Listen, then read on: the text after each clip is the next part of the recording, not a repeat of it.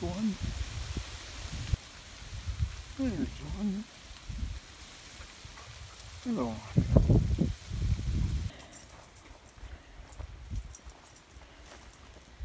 Well, I've never been down this trail. Yeah, man, oh man. We're just on the cusp of fall.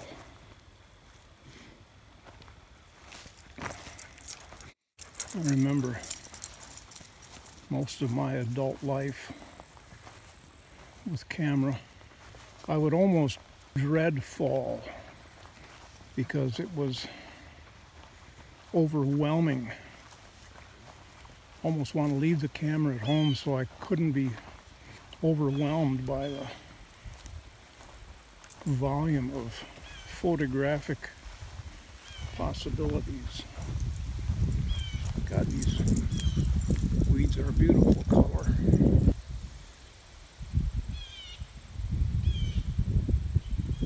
Grayish violet. Well, this is that oak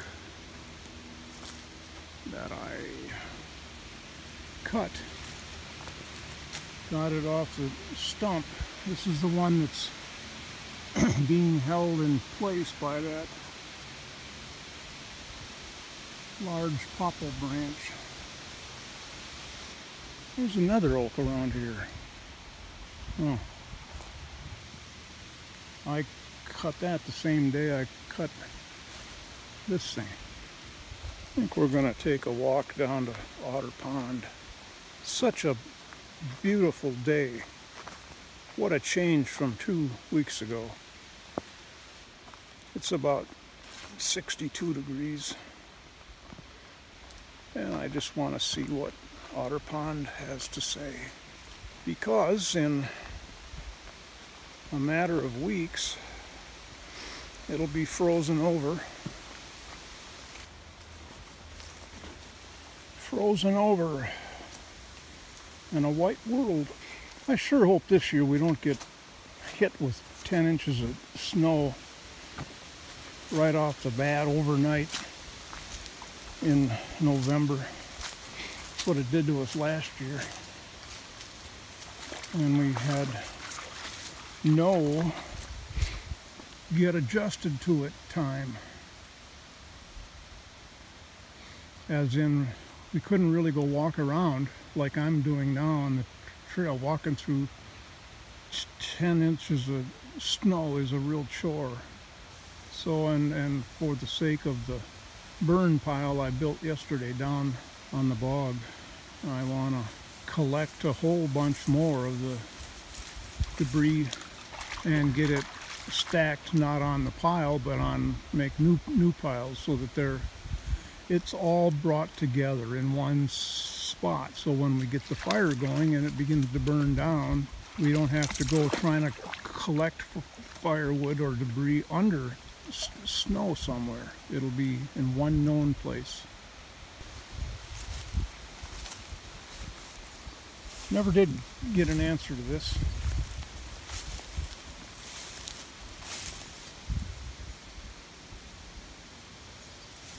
Isn't that weird?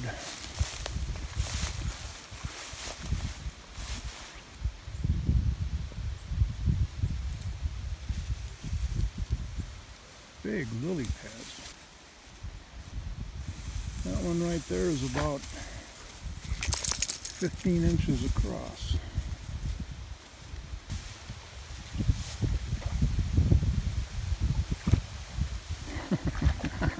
She's trying to get out to that log. Not anymore.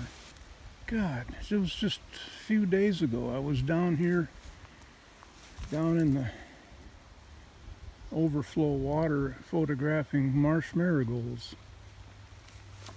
And all of the promise and excitement for it being spring and the anticipation of, oh, a whole nother summer coming. That's gone so far away, like from here to Tulsa, Oklahoma. It's not even in the same neighborhood anymore. When did it pack up and leave? She's a happy dog.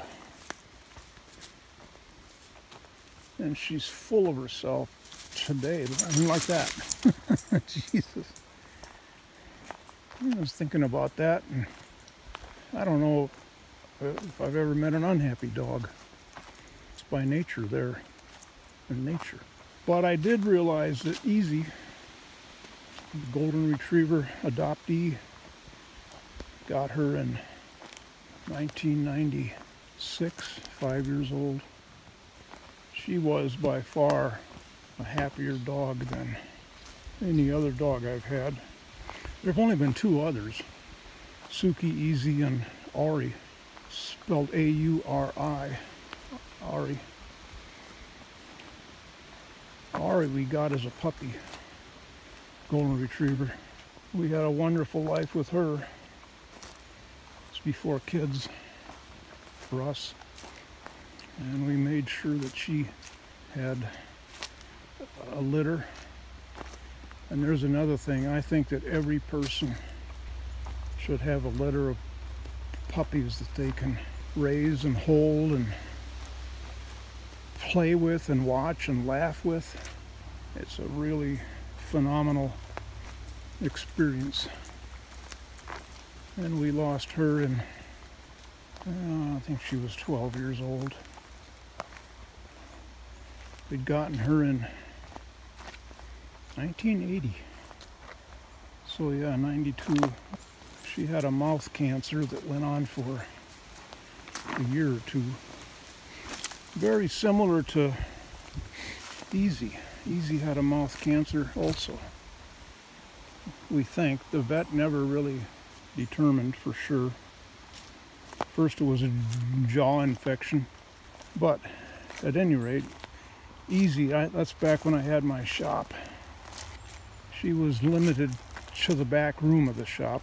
Had a kennel back there that I never locked her in there. That was just her bed, her home. Every so often when a salesman or newspaper ad salesman would come in, I would call her out, okay, and she'd come out and jump up with her front paws up on the counter out there, grinning from ear to ear. And even the day that I had to put her down, I had brought her into the vet in the morning. She was severely dehydrated. She had a very rough night. In the morning then I called the vet's office and told them the situation. They said, sounds like she's dehydrated. We got to get her on an IV, bring her in, which I did.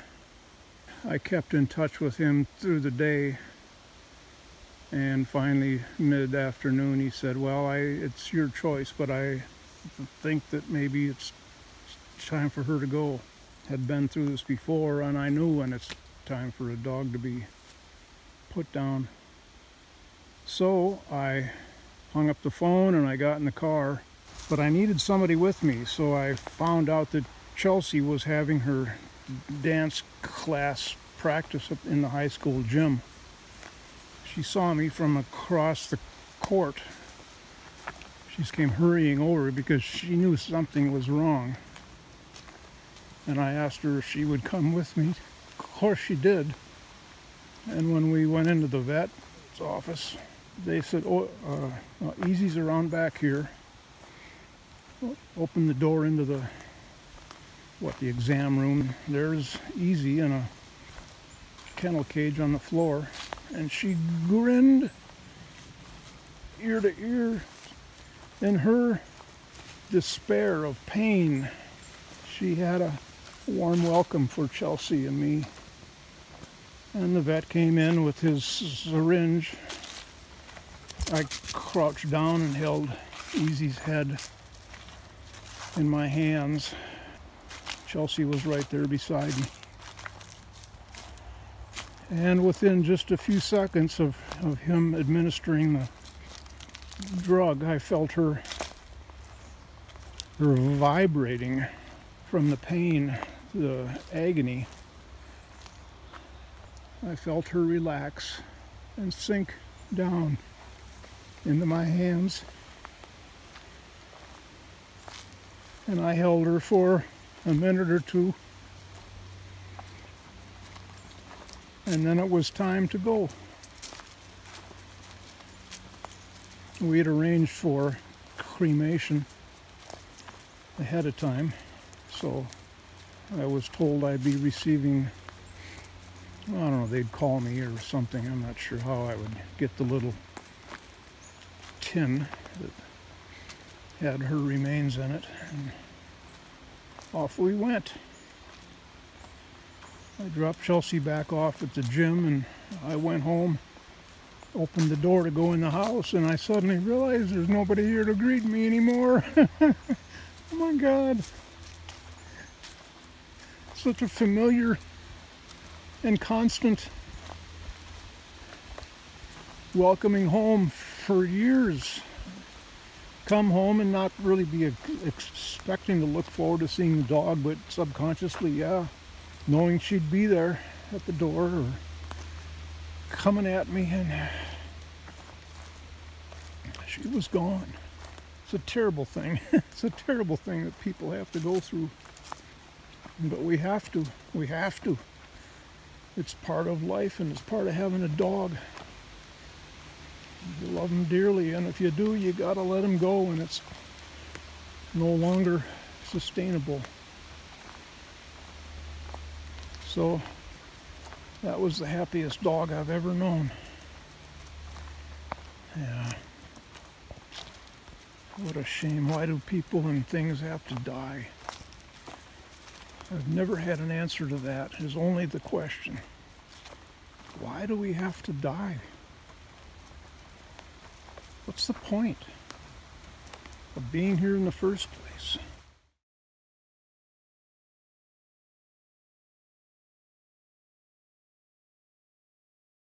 I'm wondering, I'm back at the house now, I'm wondering to myself as I'm walking along, what am I going to do now? Well, I got to go back up in the loft at the computer and work on the video. And I said, no, no, you're not. What kind of a fool are you when you got anything and everything to do outside on this gorgeous day? I guess I'm going to get the GoPro. I'm coming, doggy.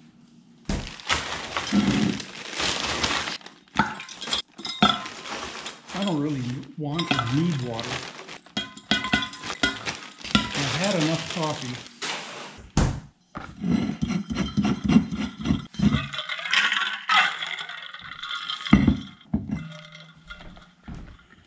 I guess I'm not finished talking.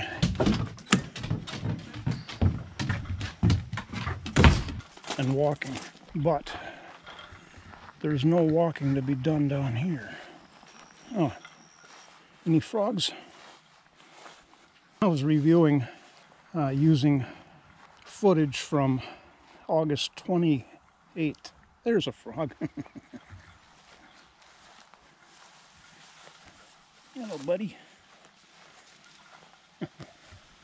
That's the episode where I was walking along out here and just frogs hopping everywhere, every step practically. Well, I'm exaggerating, of course, but what a festive, fun thing. Jesus, I love frogs. And toads are like their grandfather slowed down. Toads are just as exciting and fun as frogs are in their own way. Well, I was also looking at when I started this project.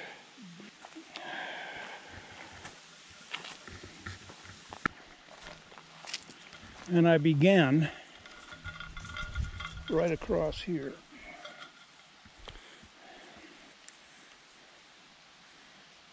And that was as far as I mowed, because this was just a tangle. And I was laughing a little bit to myself this afternoon when I got to the time lapse where I came around this corner. And I got down to, well, this was after a couple days worth. I got down to about, I guess here. This is the log that was suspended about 8 inches above the ground. And I was telling the camera, yeah, I'm not going to go past here. I'm going to trim the tops of these like I have here, but I'm not going to go any further down. Jeez. Yeah, well, plans do change. This is the kind of debris, well, all over here. And all of this I want to get compiled into one pile. Same with this. I want to get all this crap into one pile that's out in the open. So when we get this fire burning and it burns down, we can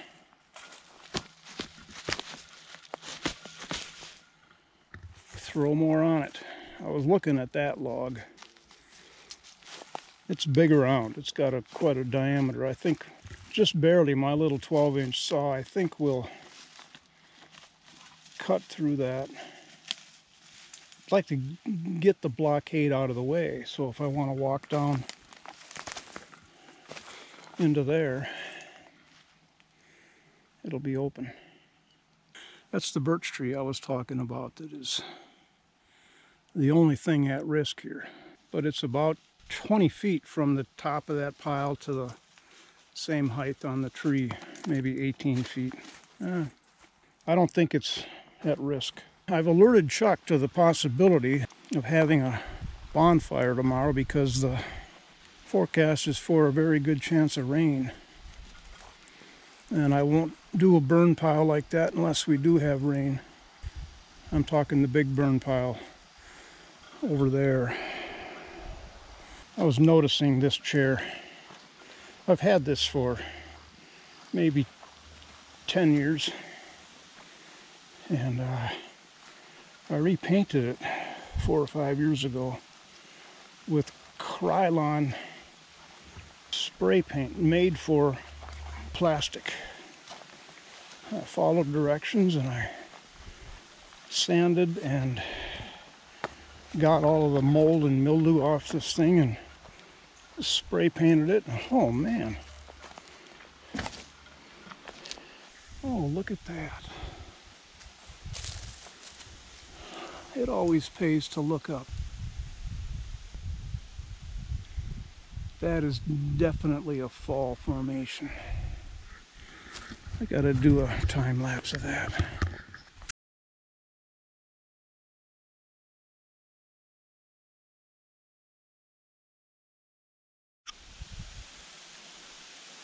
And that's something how you look at that when you first see it. It's not moving. What do I set the time lapse frequency to? Every 1 second. Glad I did, because in 5 minutes it was over there, but the beautifulness of it was gone. Sitting waiting for this time lapse to finish, I thought, you know, I need a pair of nippers down here. I could be doing something while I'm waiting. I asked Suzuki to get them for me. She did not comply.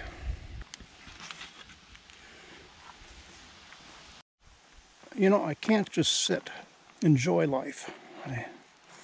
I start looking around. First thing I looked at was, how far down do I want grass to come? At least down to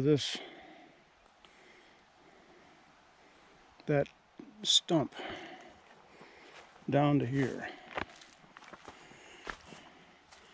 I already threw grass seed out down to here before I continued on my way. So there's probably $1.50 worth of grass seed still laying there. But so I thought, well, these 3-foot long stump saplings need to be cut out all the way down to ground level like I've been doing down here. Jesus, what a mess. Well, you know, it's the kind of thing you pick away at it. Don't look at the big picture. It'll get done. Is there a hurry? No. All right. Then just do it.